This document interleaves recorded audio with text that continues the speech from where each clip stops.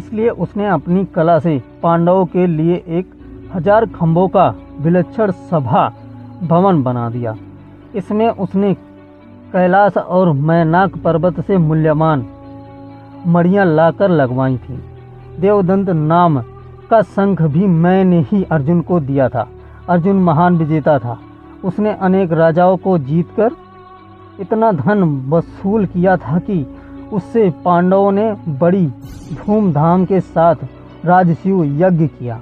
उस यज्ञ में सभी प्रमुख योद्धा और आचार्य गण उपस्थित थे।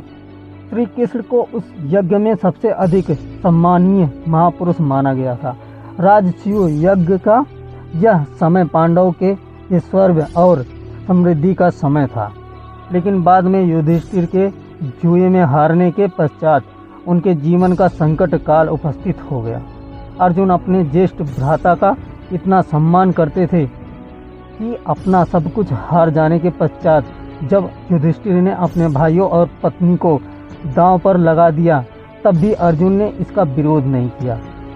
यहाँ तक कि दुशासन ने जब भरी सभा में द्रौपदी को नंगा करने का साहस किया, उस समय भीमसेन भी विचलित हो उठा। लेकिन अर्जुन अपने अग्रज की ओर देखकर चुपचाप बैठा रहा। वह धीर और बुद्धि था, कभी उतावला होकर कोई कार्य नहीं करता था। उस समय युधिष्ठिर के वचन का सम्मान करके वह चुप रहा था। लेकिन मौका आने पर एक एक महारथी से द्रौपदी के अपमान का बदला लिया। वह दूरदर्शी भी था।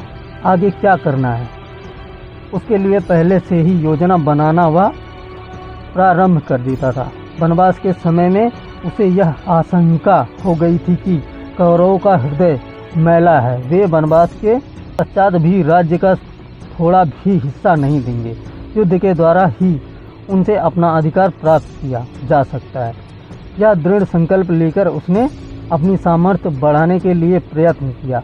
धर्मराज से उसने वह जगत प्रशासक विद्या सीखी जो उन्होंने व्यास से प्राप्त की थी। इसके पश्चात दिव्य अस्त्रों की प्राप्ति के लिए वह तपस्या करने चल दिया और गंधमादन पर्वत को लांघ कर वह कैलाश पर्वत पर आया। वहाँ एक वराह के ऊपर उसका एक किरात से झगड़ा हो गया। दोनों मरे हुए वराह को अपना बतलाते थे। अंत में युद्ध हुआ। किरात ने अपनी कला से अर्जुन का सारा पराक्रम हर लिया। इस तरह अपने को निर्बल पाकर अर्जुन को आश्चर्य होने लगा और फिर एक क्षण में ही किरात की अलौकिक शक्ति का अनुमान लगाकर उसने उसको प्रणाम किया और उसे प्रसन्न करके उससे पशुपात अस्त्र प्राप्त किया। वह किरात और कोई नहीं, स्वयं वेश बदले हुए भगवान शिव थे। इस प्रकार उन्होंने अर्जुन के बल की परीक्षा ली थी। इससे यह पूरी तरह स्पष्ट होता है कि अर्जुन परिस्थिति को ठीक तरह पहचानकर उससे लाभ उठाने वाला बुद्धिमान योद्धा था। वह ऐसा मूर्ख क्षत्रिय नहीं था जो अपने पराक्रम का सही अनुमान न लगाकर व्यर्थ का दम भरा करते थे। पाशुपत अस्त्र प्राप्त करके वह आगे बढ़ा तो उसे इंद्र का सारथी मातली रथ लिए हुए मिला। गंगा में स्नान करके वह रथ पर बैठ गया और अमरावती पहुंच गया। वहां इंद्र ने उसका बड़ा स्वागत किया और अपने साथ ही आसन पर बिठा लिया। यहाँ उसने 5 वर्षों तक अनेक दिव्य अस्त्रों की संचालन क्रिया सीखी। उसी समय चित्रसेन गंधर्व उसका मित्र हो गया, जिसे उसने नाचना गाना आदि सिखाया, जो मत्स्य नरेश विराट के यहाँ काम आया। देव सभा में उर्वशी नाम की महासुंदरी अप्सरा आया करती थी, जिसको अर्जुन बस वंश माता के रूप में देखा करता था।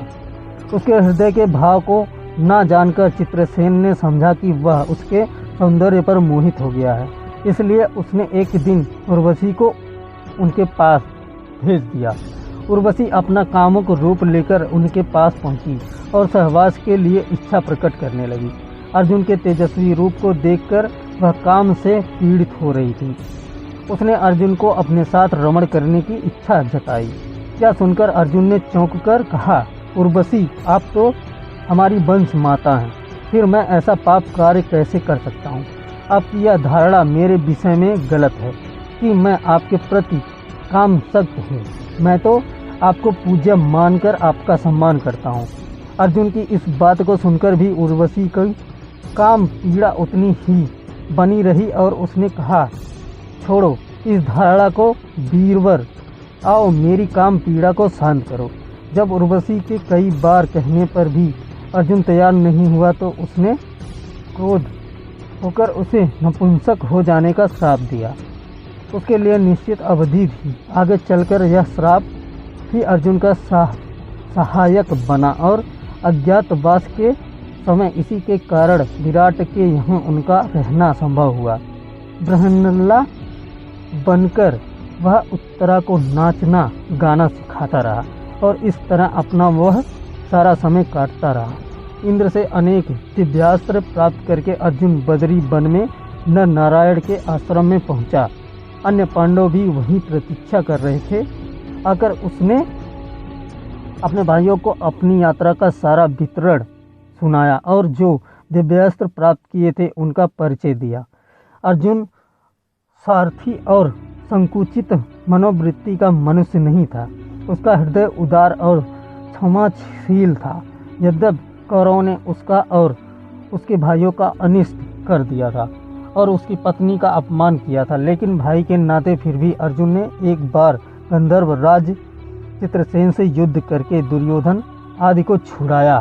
चित्रसेन उसका मित्र था, लेकिन एक बार उसने भाइयों के पीछे इस मित्रता की भी चिंता नहीं की। दुर्योधन फिर भी कठोर और ईर्ष्यालु बना रहा, लेकिन अर्जुन को इसका विशेष खेद नहीं हुआ, क्योंकि वह तो कर्तव्य की श्रेष्ठता में विश्वास करने वाला व्यक्ति था।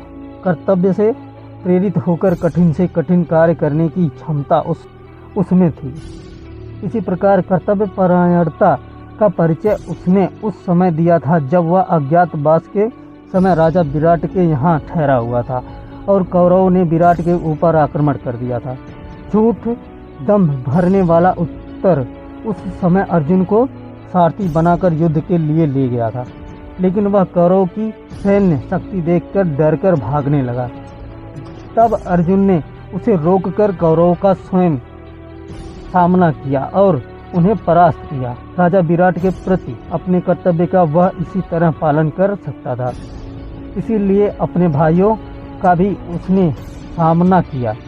इससे स्पष्ट हो जाता है कि अर्जुन को किसी व्यक्ति विशेष से लगाव नहीं था, बल्कि कर्तव्य, न्याय और सत्य की भावना ही उसके जीवन के लिए प्रेरक शक्तियाँ थीं। फिर अभिमान तो उसको छू तक नहीं गया था। बड़े से बड़ा कार्य करके वह अपने पराक्रम की ढूंढ नहीं मारता था। दूसरों को प्रशंसा करते हुए सुनकर भी वह कुछ नहीं बोलता था।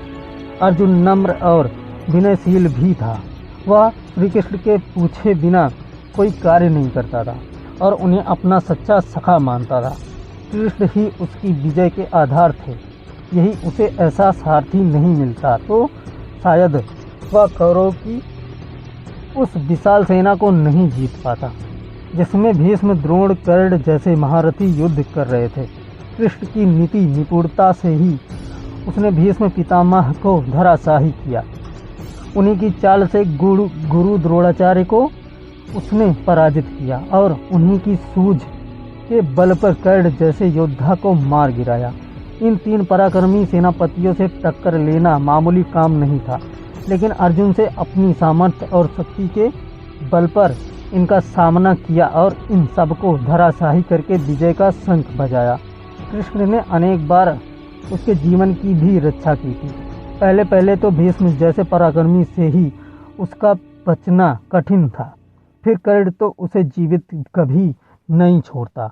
जब उसने सर्प के विष में बुझा बाण उसकी ओर लक्ष्य करके मारा था और यह घोषणा की थी कि अर्जुन मारा गया, तब श्री कृष्ण ने ही घोड़ों को बिठाकर रथ को नीचा किया था